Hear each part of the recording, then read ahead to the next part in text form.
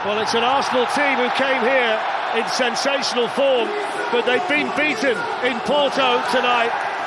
Fourth time they've been here, they've never won in the stadium. And Galeno, who missed the chance of the match in the first half, has finished the game with a wonderful finish. A curling shot into the top corner. Arsenal had dominated the match in terms of controlling the pace of it, keeping the ball. It looked like a really mature performance away from home.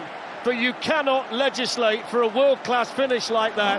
David Raya nowhere near it, and Galeno wins it right at the end for Porto. Yeah, what a goal, what a sting in the tail for that, incredible. The goal itself, it actually wasn't befitting of the game, because the game I thought in general was pretty average, but that moment certainly lit it up, and we saw from the reactions, as I said, supporters and the bench, a beautiful goal. Arsenal, just shows you Arsenal was there, dominated the possession, but we did say, Fletch, that Porto, for me, looked slightly the more dangerous of the sides.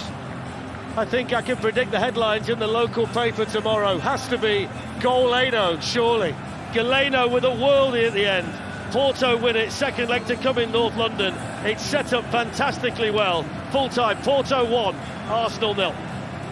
Galeno making amends for his double miss earlier on. Porto took their chance, Arsenal didn't. 62% possession and nothing to show for it. No shots on target. They walk away, they head back to London with a 1-0 loss in the first leg of this Champions League, last 16. The lockout stages aren't looking too good for Arsenal. We mentioned last time, 7 years in the trot, this is the stage they got knocked out. What went wrong for them tonight?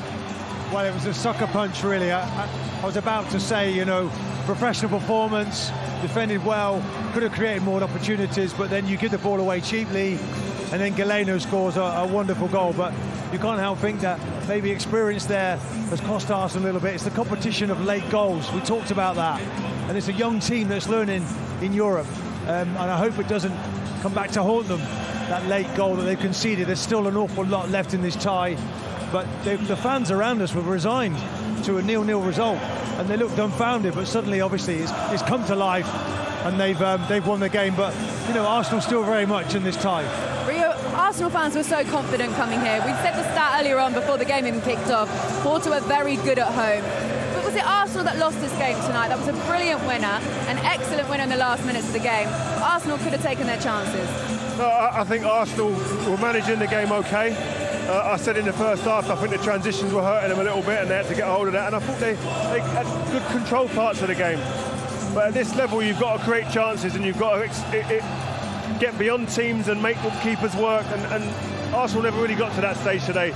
I think they would have been happy with a 0-0 after the way the game panned out, but this is the level we're at. When you get to knockout football in the Champions League, this is the top level. And no matter, you can come away to Porto and they're not doing so well domestically, and people go, oh, you know what, this is a 2 or 3-0 game.